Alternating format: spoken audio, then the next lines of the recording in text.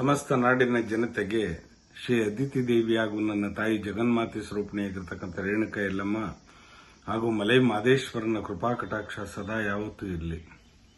ಬಂಧುಗಳೇ, ಈ ದಿನ ತಾರೀಕು 19/5/2026 ಮಂಗಳವಾರ, ಉತ್ತರಾಯಣ, ಗ್ರೀಷ್ಮ ಋತು, ಶ್ರೀ ಪರಾಭವ ನಾಮ ಸಂವತ್ಸರದ ಅಧಿಕ ಜ್ಯೇಷ್ಠ ಮಾಸ.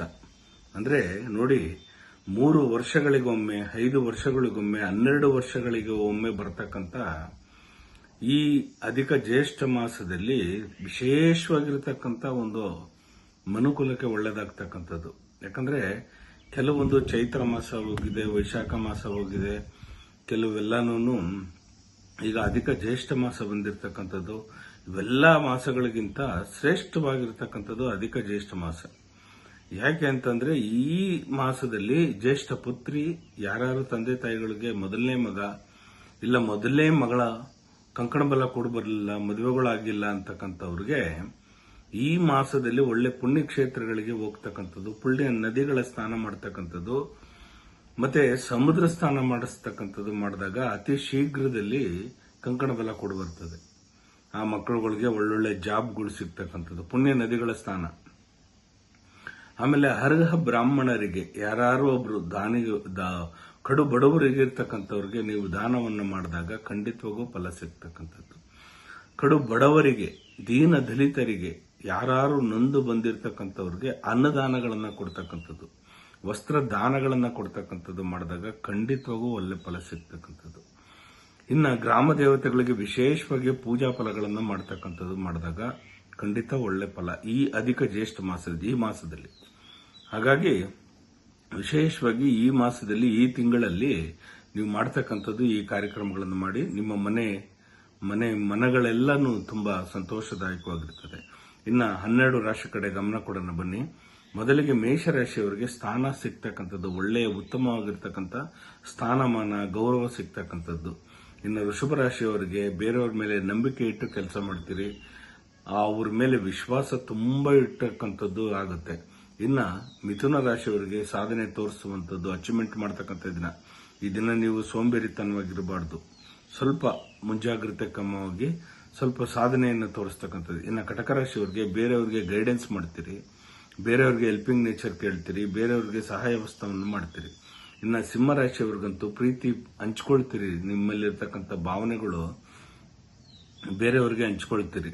ಇನ್ನು ಕನ್ಯಾ ರಾಶಿಯವರಿಗೆ ಈ ದಿನ ತುಂಬಾ ಕಷ್ಟಪಟ್ಟು ಮೇಲ್ ಬರ್ತಕ್ಕಂಥ ದಿನ. ಈ ದಿನ ತುಂಬಾ ಲವಲವಿಕೆಯಾಗಿ ಕಷ್ಟಪಡ್ತೀರಿ, ಸ್ವಲ್ಪ ಏನಾದ್ರೂ ಮನಸ್ಸಿಗೆ ನೋವಾದ್ರೂ ಕೂಡ ಅದನ್ನ ಉಪಶಮನ ಮಾಡ್ಕೊಳ್ತೀರಿ, ಖಂಡಿತ ಒಳ್ಳೆದಾಗುತ್ತೆ. ಇನ್ನು ತುಲಾ ರಾಶಿಯವರಿಗೆ ಬೇರೆಯವರಿಗೆ ಕರುಣೆ ತೋರಿಸ್ತಕ್ಕಂಥ ದಿನ ಈ ದಿನ, ಇನ್ನೊಬ್ಬರಿಗೆ ಹೆಲ್ಪಿಂಗ್ ನೇಚರ್ ಮಾಡ್ತಕ್ಕಂಥ ದಿನ ಈ ದಿನ, ನಿಮ್ಮಲ್ಲಿ ಒಳ್ಳೆ ಗುಣ ಬಂದಿರತಕ್ಕಂಥದ್ದು. ಇನ್ನು ವೃಶ್ಚಿಕ ರಾಶಿಯವರಿಗೆ ಅನಿವಾರ್ಯವಾಗಿ ಹಣ ಫೋಲ್ ಆಗ್ತಕ್ಕಂಥ ದಿನ. ಅಂದ್ರೆ ವಿಶೇಷವಾಗಿ ನೋಡ್ಕೊಳ್ಳಿ, ಸ್ವಲ್ಪ ಹುಷಾರಾಗಿ. ಬೇರೆಯವರಿಗೆ ನೀವು ಹಣ ವ್ಯಯವನ್ನು ಮಾಡಕ್ಕಂತ ಜಾಸ್ತಿ ಆಗ್ತಕ್ಕಂಥದ್ದು, ಹುಷಾರಾಗಿ ನೋಡ್ಕೊಳ್ಳಿ. ಧನುರ್ಷ ರಾಶಿಯವರಿಗೆ ಈ ದಿನ ಜಯ ಕಟ್ಟಿಟ್ಟ ಬುತ್ತಿ, ನೀವು ಅನ್ಕೊಂಡಿರ್ತಕ್ಕಂಥ ಕೆಲಸ ಸಾಧಿಸ್ತೀರಿ, ತುಂಬಾ ಚೆನ್ನಾಗಿರ್ತೀರಿ, ಲವಲವಿಕೆ ಆಗಿರ್ತೀರಿ, ಖುಷಿಯಾಗಿರ್ತೀರಿ, ಮನಸ್ಸಿಗೆ ಏನೋ ಒಂಥರ ಸಂತೋಷದಾಯಕವಾಗಿರ್ತಕ್ಕಂಥ ದಿನ. ಇನ್ನು ಮಕರ ರಾಶಿಯವರಿಗೆ ಚಾಲೆಂಜಿಂಗ್ ತಗೊಂತೀರಿ, ಒಂದು ದೃಢವಾದ ಸಂಕಲ್ಪ ಮಾಡ್ಕೊಳ್ತೀರಿ, ನಾನು ಈ ಕೆಲಸ ಮಾಡಲೇಬೇಕು, ನಾನು ಇಂಥ ಜಾಗಕ್ಕೆ ಹೋಗ್ಲೇಬೇಕು, ಈ ದಿನ ಚೆನ್ನಾಗಿ ಅನುಕೂಲ ಆಗಬೇಕು ಅಂತಕ್ಕಂಥದ್ದು ಮಾಡ್ತೀರಿ. ನಿನ್ನ ಕುಂಭರಾಶಿಯವರಿಗೆ ಕೂಡಿಟ್ಟ ಹಣವನ್ನ ದ್ವಿಗುಣ ಮಾಡ್ತಕ್ಕಂಥ ದಿನ ಈ ದಿನ. ನೋಡಿ ಬಂಧುಗಳೇ, ಕುಂಭರಾಶಿಯವರಿಗೆ ಸ್ವಲ್ಪ ಶನಿ ಅಷ್ಟಮದಲ್ಲಿ ಇದ್ರೂ ಕೂಡ ಈ ದಿನ ಸ್ವಲ್ಪ ಇನ್ವೆಸ್ಟ್ಮೆಂಟ್ ಮಾಡ್ತಕ್ಕಂಥದ್ದು ಬೇರೆಯವರಿಗೆ ತುಂಬಾ ಚೆನ್ನಾಗಿದೆ. ಇನ್ನು ಮೀನರಾಶಿಯವರಿಗೆ ಶ್ರದ್ಧಾ ಭಕ್ತಿ ಕೇಂದ್ರಗಳಿಗೆ ಹೋಗ್ತಕ್ಕಂಥದ್ದು, ದೂರ ಪ್ರಯಾಣ ಮಾಡ್ತಕ್ಕಂಥದ್ದು ಮಾಡ್ತೀರಿ, ಖಂಡಿತವಾಗೂ ಒಳ್ಳೆಯದಾಗುತ್ತೆ. ಹೀಗೆ 12 ರಾಶಿಗಳಿಗೆ ಫಲಾಫಲಗಳುಂಟು.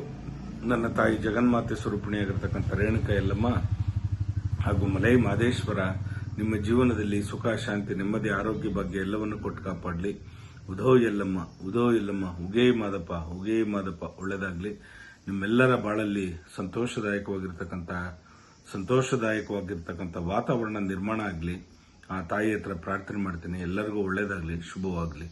ಈ ಅಧಿಕ ಜ್ಯೇಷ್ಠ ಮಾಸದಲ್ಲಿ ಪುಣ್ಯ ನದಿಗಳ ಸ್ನಾನ, ಪುಣ್ಯ ತೀರ್ಥಗಳ ಸ್ನಾನ ಮಾಡ್ತಕ್ಕಂಥದ್ದು ಮಾಡಿ, ಬಡವರಿಗೆ ದಾನ ಧರ್ಮಗಳನ್ನು ಮಾಡಿ, ಗ್ರಾಮ ದೇವತೆಗಳಿಗೆ ವಿಶೇಷವಾಗಿ ಮುತ್ತೈಸ್ಥಾನ ಕೊಡ್ತಕ್ಕಂಥದ್ದು ಮರಿಬೇಡಿ. ಮಾರಮ್ಮ, ಗ್ರಾಮದಲ್ಲಿ ವಾಸವಾಗಿರ್ತಕ್ಕಂಥ ಮಾರಮ್ಮನಿಗೆ ಮೊಸರನ್ನವನ್ನು ಕೊಡ್ತಕ್ಕಂಥದ್ದು ಮಾಡಿ, ಖಂಡಿತ ಒಳ್ಳೆದಾಗುತ್ತೆ. ನಿಮ್ಮೆಲ್ಲರಿಗೂ ಶುಭವಾಗಲಿ. ಲೋಕೋ ಸಮಸ್ತ ಸುಖಿನೋ ಭವಂತು, ಸನ್ಮಂಗಳಾನಿ ಭವಂತು. ಸರ್ವೇ ಜನ ಸುಖಿನೋ ಭವಂತು, ಸನ್ಮಂಗಳಾನಿ ಭವಂತು. ಒಳ್ಳೆಯದಾಗಲಿ.